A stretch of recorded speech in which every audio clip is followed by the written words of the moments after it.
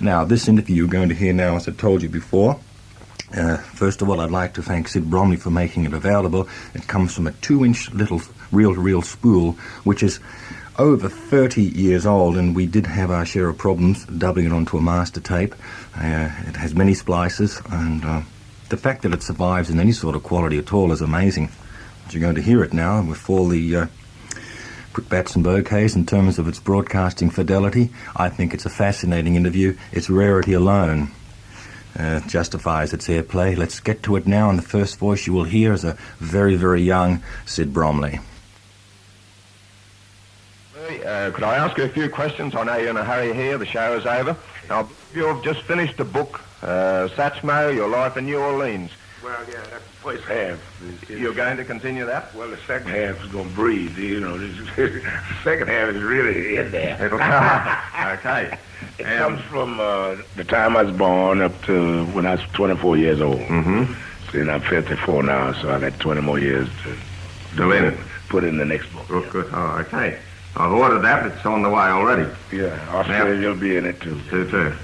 Now, this movie, up to date, have you got any information on that? Has the cast been finalised? Well, no, they only mentioned that to me. I mean, and Mr. Glazer's my manager. He always take care of those things, you know. I'm traveling all the time. And I was understood that I was supposed to do like Al Jolson did, you know. Oh, yes. Just do the background and singing, and that's some other little cute young boy. Yes.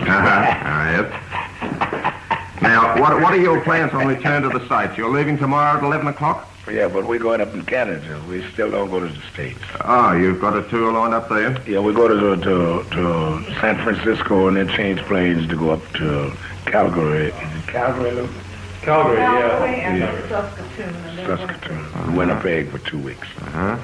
And how do you think the tour out here has been very strenuous in relation to your European tour? No, I wouldn't say that, because we had our rest. We had nice hotel reservations, and the boys all had nice times, and same as we do at home. We take some and leave some, you know. Now, have you anything to say in Australian Jasmine?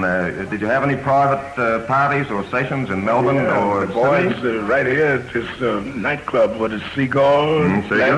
Last Saturday night, they gave us swell affair for us.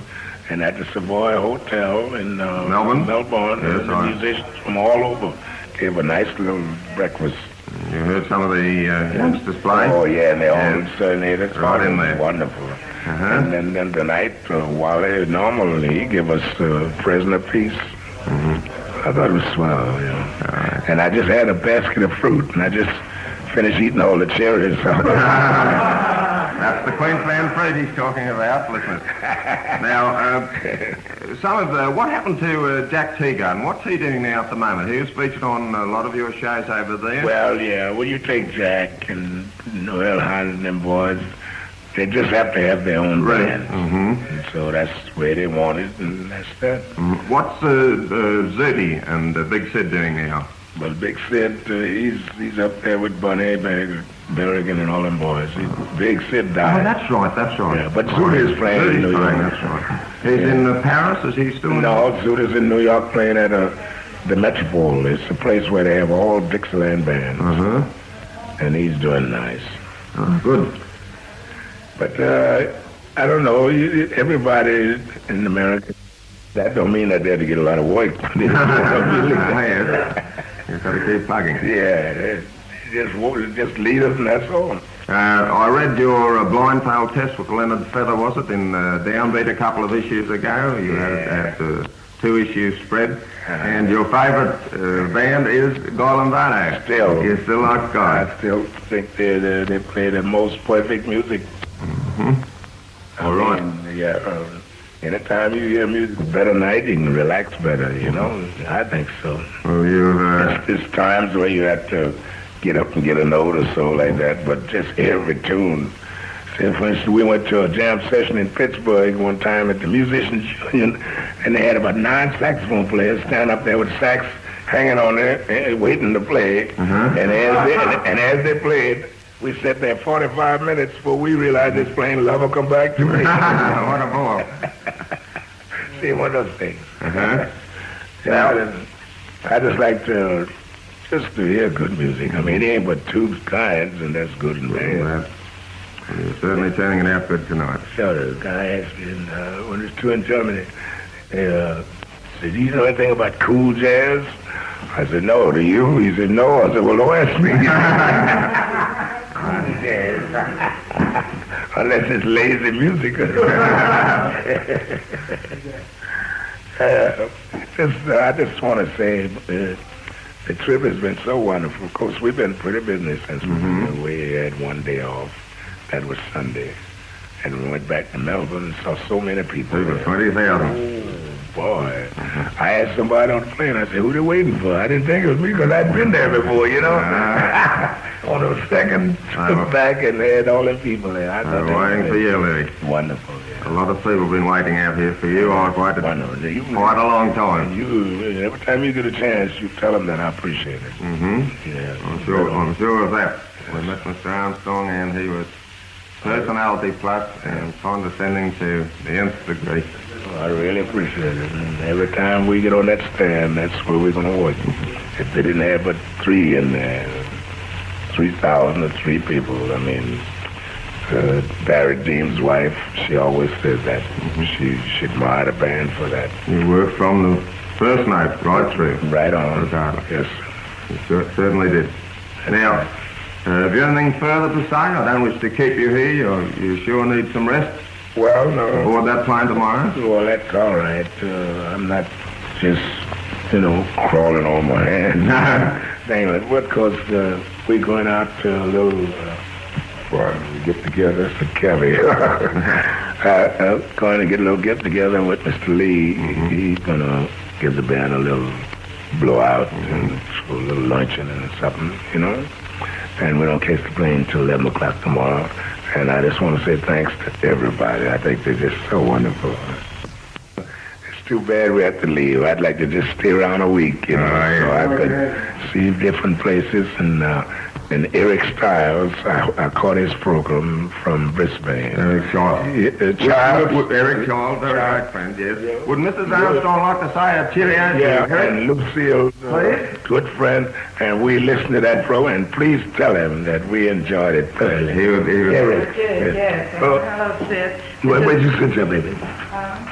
Eric Charles, here's a message from Mrs. Armstrong. And I'll meet you someday, Daddy. So take it easy. And here's Mom's. Yes, well, Eric, he taught me how to like jazz. When I met him in England, he was a jazz fan, and I was from America, and he used to ask me about so many artists that I didn't know, and he thought it was awfully funny. He says, well, it's about time you knew some of your jazz people, and he started me on records. And, of course, when I got back to America, I met Louis.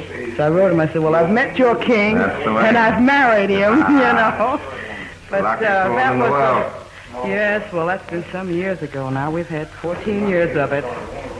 But that program this morning was really touching, was wonderful. He had some records on that I haven't heard in years. We have them at home, but we don't get a chance to play them.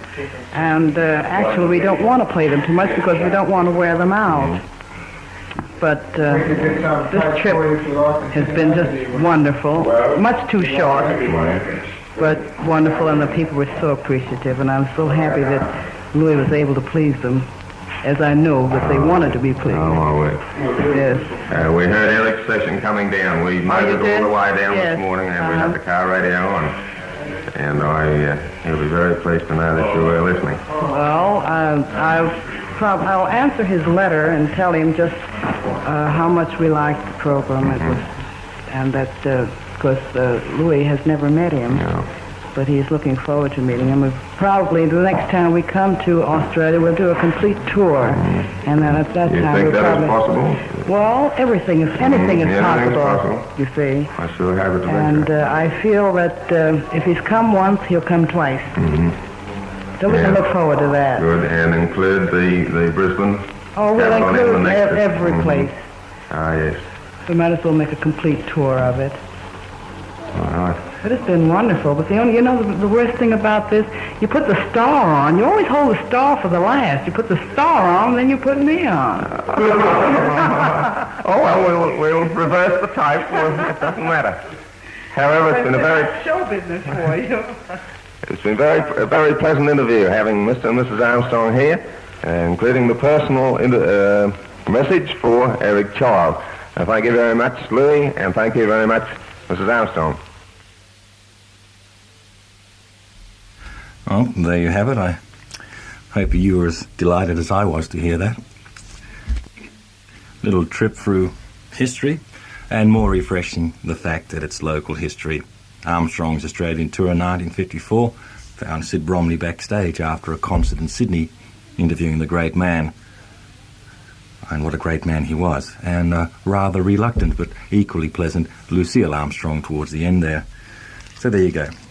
Just remember you hear it all on 4MBS.